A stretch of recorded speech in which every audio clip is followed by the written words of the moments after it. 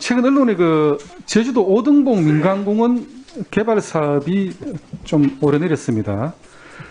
헌법재판소가 도시공원으로 지정된 시설이 장기 미집행 상태로 20년이 경과할 경우에는 공원시설로 결정하는 것을 해지하는 그런 결정을 한 바가 있습니다. 그래서 그 공원 일몰제 때문에 이제 사유지로 돌았을 막대한 부지의 보상 재원 확보에 각 지자체가 골머리를 앓고 있었기 때문에 법적 제도적으로 민간공원 특례 사업이라는 것을 추진할 수 있도록 허용을 하게 됐습니다.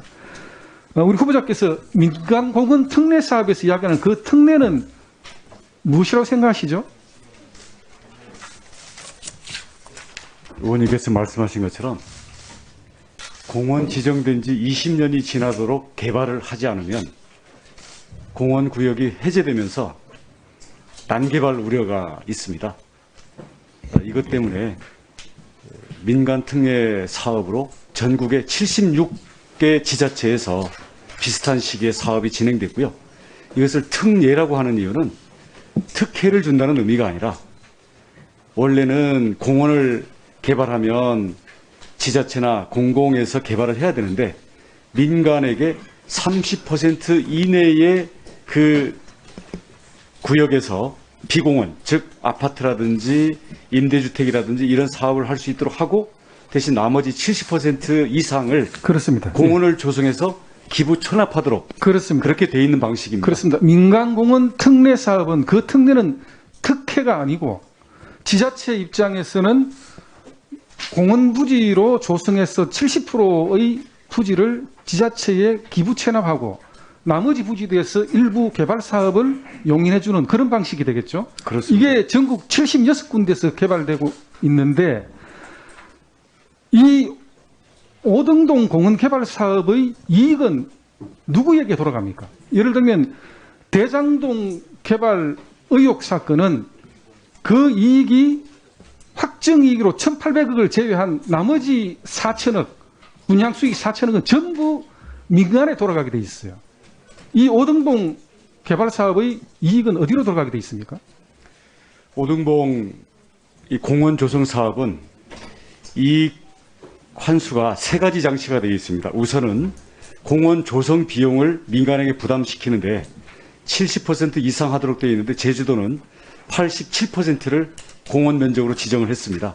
그리고 두 번째로는 공공기여 100억 원을 사업 여부와 관계없이 확정 기여를 하도록 했고 그래도 비공원 사업을 해서 수익이 남는 경우에는 당시 전국에서 도입되지 않았던 초과 수익 환수 조항을 저희가 자발적으로 집어넣어서 8.9%를 상한으로 해서 그것을 넘어선 이익은 설사 미분양이 나더라도 전액 이 제주시로 귀속하도록 3중 장치를 했던 것입니다.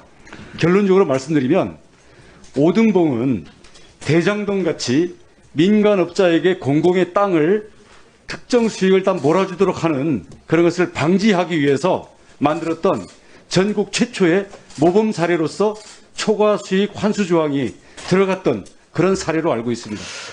상을 보니까 지금 초과이익 환수 조항을 삭제한 게 아니고 명기를 하고 그리고 우리가 지난번에 통과시킨 그 도시개발법 개정안에 민간 개발 이익 환수를 10%선을 넘지 못하게 했는데 이게 이미 이 사업은 8.91%로 그 바운더리 안에 지금 들어가 있는 거네요.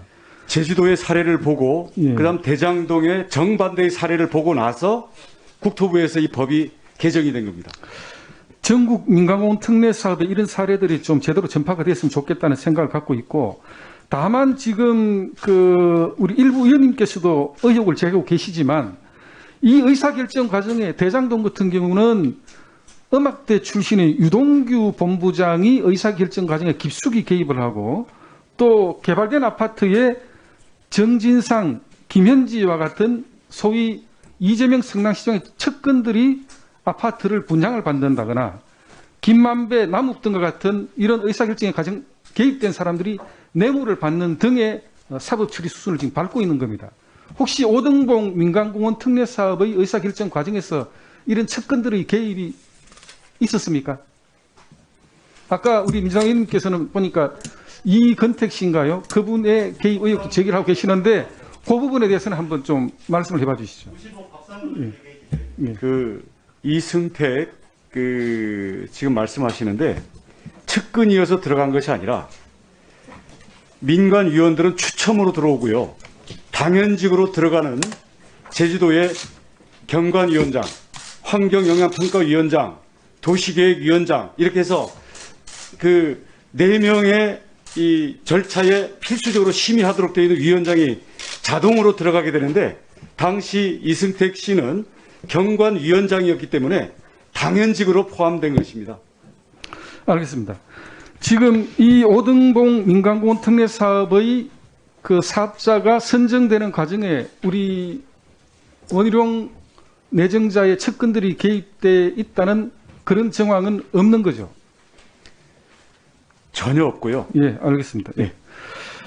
자, 그러면 이 대장동 개발 사업에 대해서 우리가 당군 이래 최대 이재명 성남시장, 당시 성남시장 따면 당군 이래 최대 지적 사업이라고 이야기를 하는데 개발 이익이 누구에게 돌아가느냐? 제주도민에게 돌아가느냐? 아니면 이 사업을 시행하고 있는 사업자에게 돌아가느냐가 판단의 관건이 될 것 같습니다. 오등봉 민간공원 특례 사업의 개발 이익은 제주도 자치단체와 제주도민에게 귀속되는 것이죠. 87%의 공원, 조성된 공원, 그다음 100억 원, 그다음 8.9%를 넘는 모든 초과 수익이 제주시로 전액 귀속되도록 되어 있습니다. 예, 알겠습니다.